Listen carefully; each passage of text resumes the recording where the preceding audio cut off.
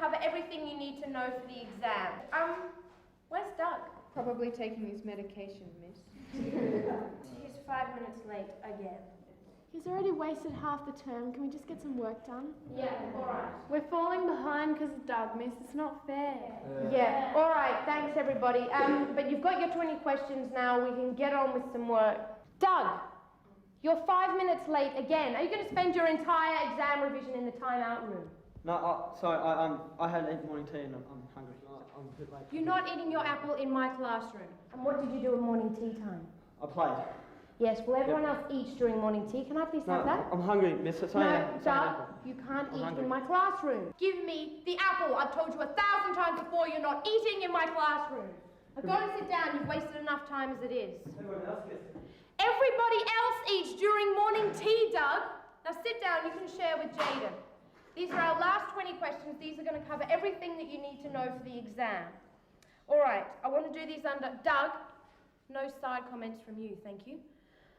These are the questions that will cover everything you need to know for the exam. If you've got any questions, put your hands up. I don't want you to use any books or anything during today's lesson. How long is the exam? Okay, the exam is 60 minutes, and you'll have 10 minutes Miss, perusal what happens time. if you Don't finish it? interrupt.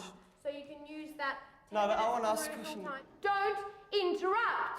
No, but And I'm you've just got asking 10 a question. I said put your hand up if you've got any questions. But Chitty put her hand up She and you didn't put answered her her hand question. up That's not because fair. she asked That's the not question fair. right at the start. That's not I'll fair. tell you what's not fair, No. and that is that I have 16 other people in this classroom who I have to teach. I And wanna I ask spend my all question. my time talking to I you wanna ask my and question. sending you to timeout. Why can't you answer my question? Why can't you answer my question? Why can't you answer my question? That's it. I've had it. I just had Doug Christensen throwing a chair at me in my class. Are you alright? No, I'm not. I've absolutely had it. Who can we go to? Well, obviously the union. It's enough. We've had enough of him. I can't believe it's gotten this far and the school's let it keep going. I know. Didn't we talked about this in staff meeting last week, that there are these many people who've had so many detentions that they're just a waste of time in school. Well, I think that's it. I think we should contact someone. Haven't we got a rep on staff? No. What actually happened?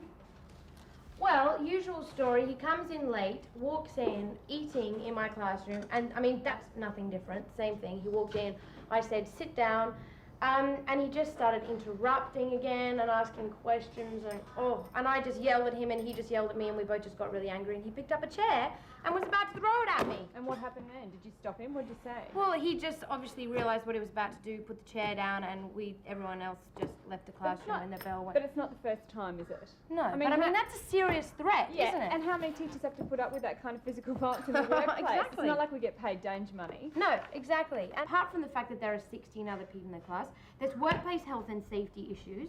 I didn't feel safe. No one else in the class felt safe. He's obviously not safe. I think you've just got to give him a chance though. I mean, what are you supposed to do? Just kick him out and move him on? Yeah, but I mean, that's not the issue, isn't? No, and what about teachers' rights? I mean, we should be able to work in our own classrooms and feel safe. Exactly. If these students have got these kind of behavioural problems, we're not experts, and we shouldn't be feeling like we're physically threatened when we walk into our own classroom. I'm feeling now like I need a bodyguard in my classroom. What if next time he hits me? They should send him to another school. Send him to a school where they've got the facilities to help him. Isn't there one down the road? There's a special needs school really close, like about 10 But is it that simple? I mean, they're probably not going to just send him away. I mean, we need something a bit more, I don't know, we need to have our rights made clear to the students. Yeah. And to the other staff. I think it should be an issue. I think we should take it further. I know that it's a staff issue, but I mean, my major concern, apart from everyone's safety in the classroom, is that the other students aren't getting time. My time or their own time. And this isn't the first time, so I really think we have to take it further. Yeah.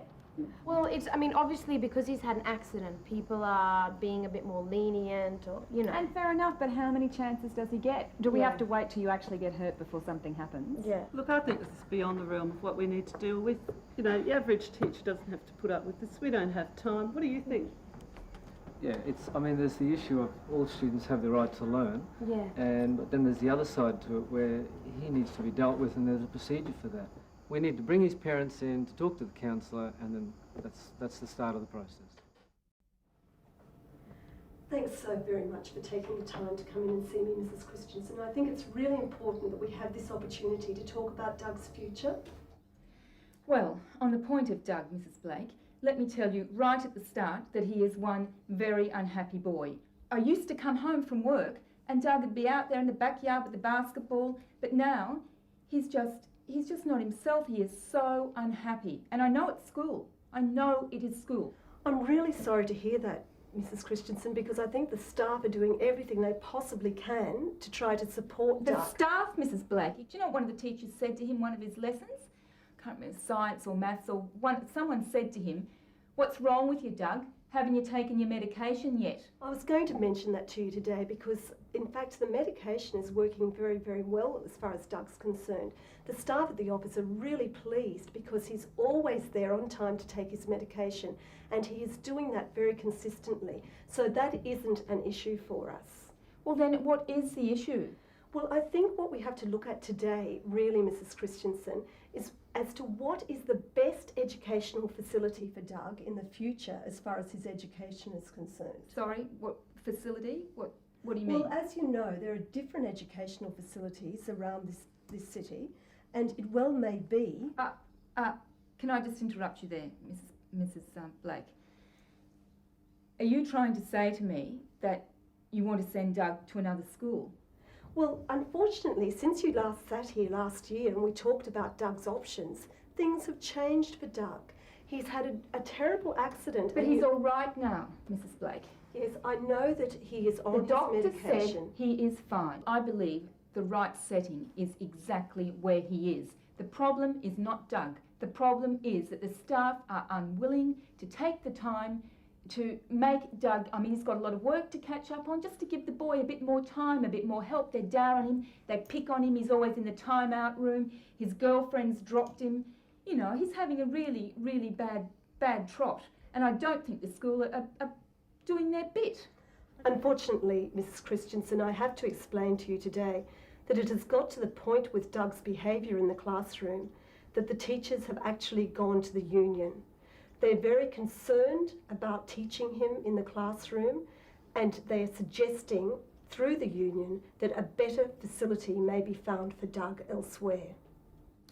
Well, let me tell you, Mrs. Blake, first of all, I will repeat, I am not moving Doug from this school.